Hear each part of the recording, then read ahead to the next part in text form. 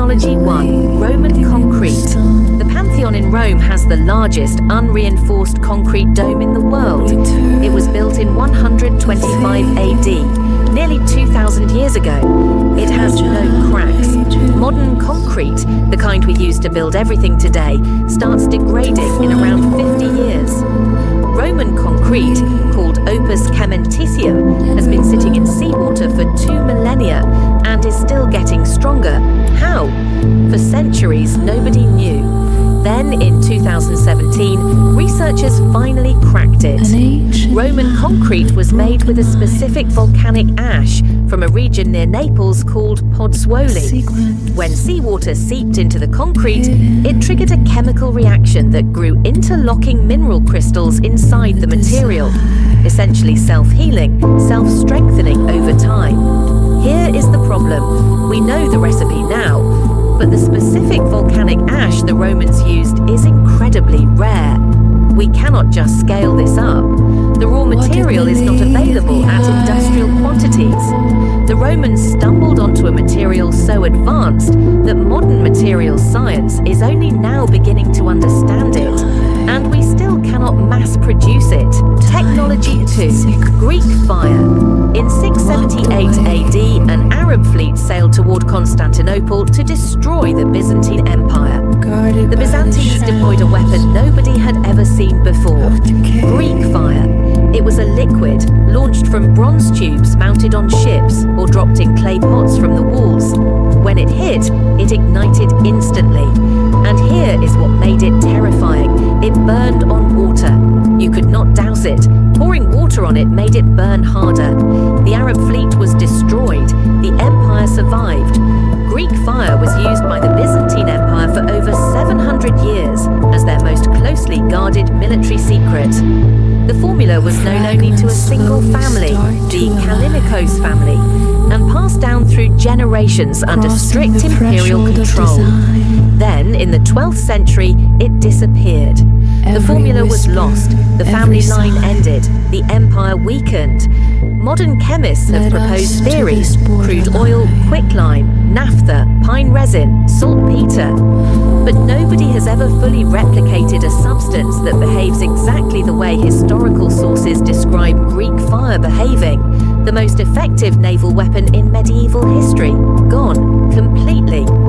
Technology 3. The Antikythera Mechanism. In 1901, divers exploring a Roman shipwreck off the coast of a Greek island pulled up a corroded lump of bronze. For decades, nobody knew what it was.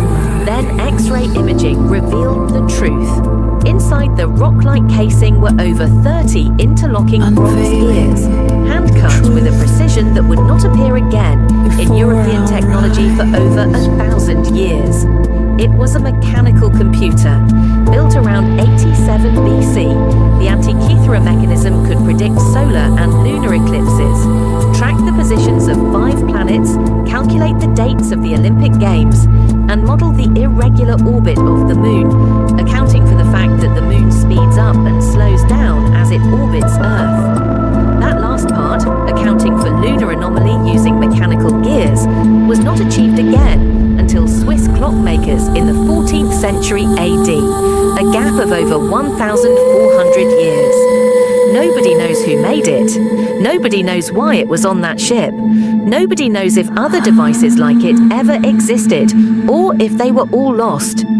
It is the most sophisticated object to survive from the ancient world, and it still has parts we have not fully decoded. Technology 4. Damascus Steel.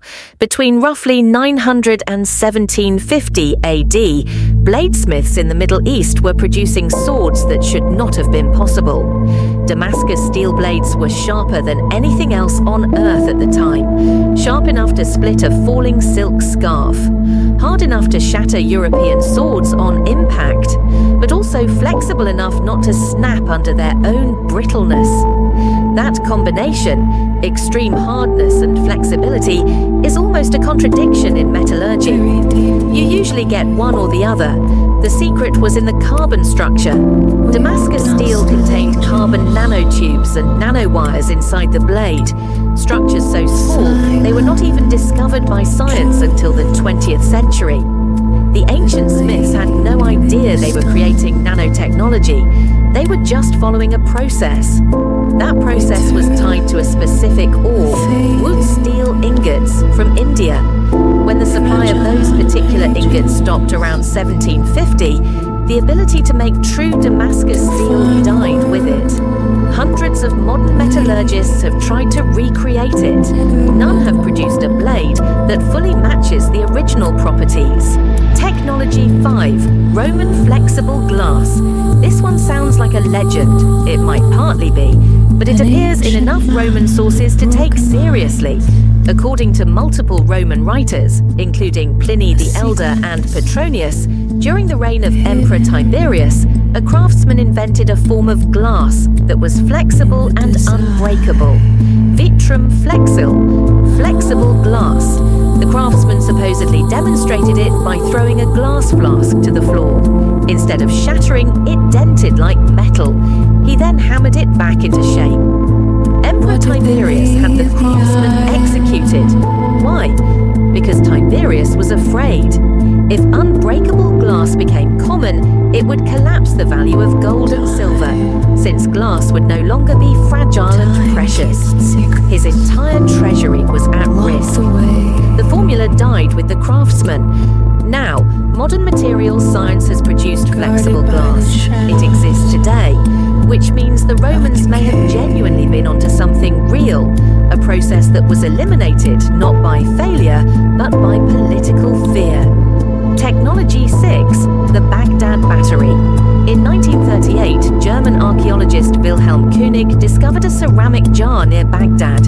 Inside, a copper cylinder, an iron rod, and traces of an acidic substance, possibly vinegar or citric acid.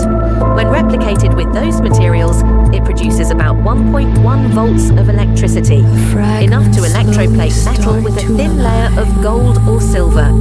The jar is dated to around 250 BC, roughly 2,000 years before Alessandro Volta invented the modern battery in 1799. Now, to be honest with you, this is the most debated entry on this list. Many archaeologists believe the jar was simply used for storing scrolls. The electricity interpretation is not universally accepted, but here is what makes it fascinating regardless. Electroplated objects from the ancient Middle East do exist. Gold-plated artifacts whose plating is too thin and even to have been applied by any known manual technique of the time. Whether this specific jar was a battery or not, somebody in the ancient world may have understood electroplating, and we have no idea how. Technology 7, the Lycurgus Cup. We end with the most visually stunning entry on this list, and the one that took modern science longest to explain. The Lycurgus Cup is a Roman glass goblet made around 400 AD. It sits in the British Museum in London. In normal light, it is green. When light shines through it from behind, it turns blood red. For decades, scientists could not explain this. The color change is total. Not a tint, a complete transformation from green to red, depending on the light source. In 1990, electron microscope analysis finally revealed the answer. The Roman glassmakers had infused the cup with gold and silver nanoparticles, particles just 50 nanometers in diameter, distributed through the glass with extraordinary consistency. Nanoparticles manufactured in 400 AD. The particles are so small and so evenly distributed that they interact with light differently depending on the angle, scattering green when lit from outside, transmitting red when lit from within. Researchers today are studying this cup as a model for modern nanotechnology applications, biosensors, cancer detection, pollution monitoring. A Roman goblet, teaching 21st century science. Subscribe. The next video goes even deeper. And trust me, the next one is stranger than anything on this list.